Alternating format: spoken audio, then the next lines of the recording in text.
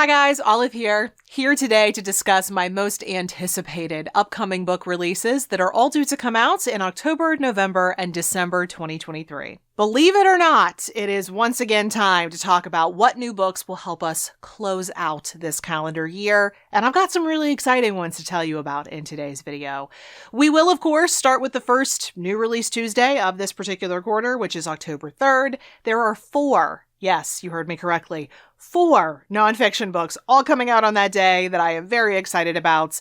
The first one is called Alfie and Me by Carl Safina. This is a memoir from the nature writer. He's written a number of other books on the natural world, but in this book, he discusses his family's experience adopting an orphaned baby owl and then raising it, and what all that experience taught him about the natural world. This sounds adorable. Then there's Mapping the Darkness, the visionary scientists who unlocked the mysteries of sleep by Kenneth Miller. This book tells the story of 4 outsider scientists who discovered crucial things about human sleep. Ever since I read Why We Sleep by Matthew Walker, which I actually reviewed here on my channel if you're interested, I have been fascinated by all things sleep, especially since I deal with some sleep issues myself. So as soon as I heard about this one, it made its way onto my TBR. Another October 3rd release that I felt a kind of personal connection to is called Extremely Online, The Untold Story of Fame, Influence, and Power on the Internet by Taylor Lorenz. And this is a so-called social history of the internet that discusses the lives that we create for ourselves online. And although I am a lot less online than I have been in previous years, I am still a YouTuber, an influencer, whatever you want to call it. And I am part of the generation that grew up alongside the internet and social media. So I will be very interested to hear what this author has to say about all of this. The final October 3rd release I wanted to mention in this video is the newest book from a very famous nonfiction writer, Michael Lewis. His newest is going to be titled Going Infinite: The Rise and Fall of a New Tycoon. And apparently, from what I read, this is going to be a psychological dissection / character study of the young CEO of a now defunct cryptocurrency exchange company.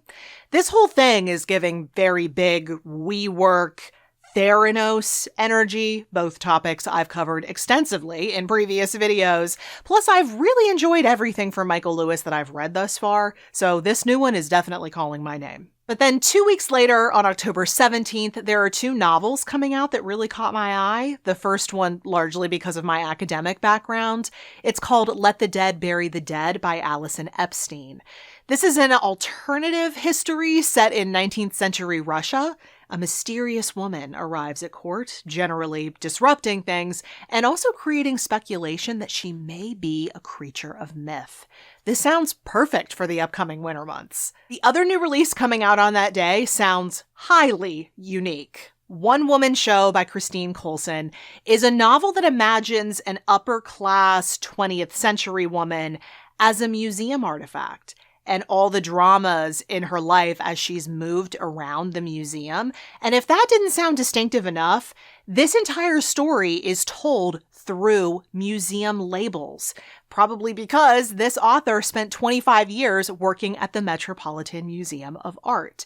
I have never heard of anything else like this, and I am so excited to see what it's like. The following Tuesday, the 24th, we will see 4 notable new releases come out on that day, a couple from authors who I've previously read. Hidden Potential: The Science of Achieving Greater Things by Adam Grant is the newest book from the author of Originals and Think Again, which is a book that I also have reviewed here on my channel. This new one is about the science behind what it takes to improve and succeed. I think Adam Grant has great storytelling skills, and I always really love the perspective he provides in his books, so I am sure this one is going to be excellent, just like his other ones. I'm also expecting big things from Margaret Rankel's latest, which is going to be called The Comfort of Crows, A Backyard Year. This is going to be a collection of 52 essays, one for each week of the year, that chart the passing seasons and discuss the wildlife, the nature that Margaret Rankel observed in her own backyard.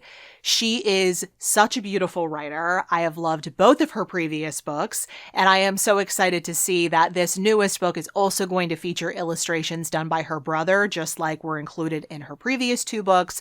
They add so much to the experience. They also make her books infinitely worth owning, so I'm definitely going to be buying myself a copy of this one. The third October 24th release I wanted to mention is a novel called What Wild Women Do by Karma Brown. This is a story about a writer couple who take a trip to a camp in the Adirondacks to give themselves some time and space to focus on their work. But then one half of the couple discovers the story of a woman who disappeared from that exact camp back in 1975, and also discovers some clues about what may have happened to her. This entire thing just feels like an American version of a Tana French novel, so of course I am into it. Closing out this set of 4 is The Curious World of Seahorses, The Life and Lore of a Marine Marvel by Till Hine. This is a new natural history from Greystone Books, one of my all-time favorite publishers, about one of the ocean's most charming creatures that also happen to be my very favorite creatures on this earth. The final new release Tuesday in October is the 31st, Halloween. And there are 2 books, one fiction, one nonfiction, due to be released on that spooky day that I wanted to draw your attention to. The fiction side of that pair is What the River Knows by Isabel Ibanez. This is a historical fantasy young adult novel set in Egypt. A wealthy orphan is sent to her mysterious new guardian in Cairo and starts to discover that there was a little bit more to the story of her parents' death than she originally thought.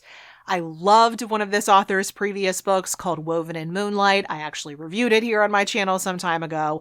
And since they're referring to this new one as The Mummy Meets Death on the Nile, I feel like I have no other choice but to inhale this book. The nonfiction side of this pair is Mischievous Creatures, The Forgotten Sisters Who Transformed Early American Science by Catherine McNur.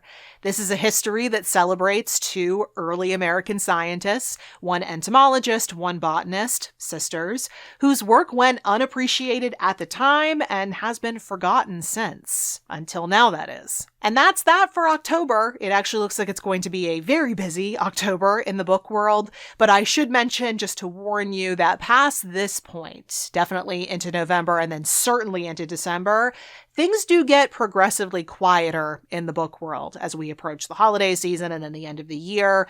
Publishers normally like to preempt the holiday rush. They like to have all of their hot new books on shelves ready to be purchased when people kick their shopping into high gear. So November and December tend to be quiet in the book world. But let's talk about the books that are scheduled to come out in November, starting on the 7th. A novel that I have been tracking for a really long time is finally going to be hitting shelves. It's The Liberators by E.J. Koh. This is the first novel from the author of a memoir called The Magical Language of Others, which I loved so much that I recommended it in a big memoir recommendations video I made late last year. But her debut novel is going to be a multi-generational family saga set in Korea that apparently explores themes of immigration and the long-lasting traumas of war and displacement.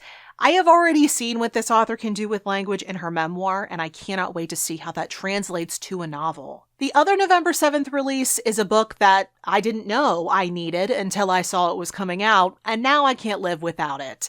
It's called Dolls of Our Lives, Why We Can't Quit American Girl by Alison Horrocks and Mary Mahoney. I will admit, I had heard of the podcast that these 2 authors run about, what else, the American Girl doll, the iconic dolls that were so popular back when I was a kid, but I never actually listened to their podcast. I'm much more of a book person than I am a podcast person, so I was thrilled to see that there's a book version coming out, and apparently this book is going to blend cultural history, of course, but also travel writing and memoir, as these authors travel around seeking out answers to questions raised by their podcast, the most important one being, how did these humble dolls shape an entire generation? My generation, that is. I did not personally own an American Girl doll. I was raised by a single mother. Hi, did not have money for such things. But my friends had American Girl dolls, and I would love to visit with them. As I visited with my friends, I read the books. I just can't wait to read this. I feel like I'm going to be transported back to the 90s. But speaking of the 90s, the first of two different November 14th releases that I wanted to highlight in this video is another one from a podcast host. It's called 60 Songs That Explain the 90s by Rob Harvilla, and this book is exactly what it sounds like, and then some.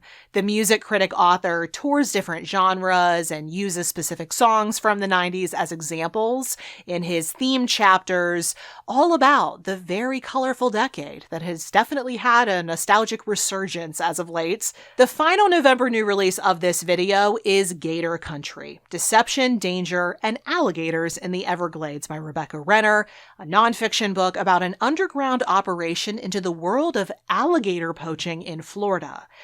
I kind of have a thing for books that show people fighting what's known as wildlife crime. I have very specific interests, what can I say? The stories always tend to be, pardon the pun, pretty wild, but the fact that this all went down in Florida is almost guaranteed to multiply the bonkers quotient. But now we are ready to move into December. I meant it when I told you that things get drowsy after October ends. By the time we get to December, things are whisper quiet. There are only 2 new releases coming out in the final month of 2023 that I found worth mentioning. Both are due out on the 5th, the first new release Tuesday of the month. The first one is a big new biography from W.W. Norton called Becoming Ella Fitzgerald, the jazz singer who transformed American song by Judith Tick. As a jazz fan, I would love to see this one in my stocking, if it'll fit. I think it's something like 600 pages long. And then finally, the other December 5th release is a memoir called Unfinished Woman by Robin Davidson. This is about the author's experience crossing 1,700 miles of Australian desert with 1 dog and 4 camels.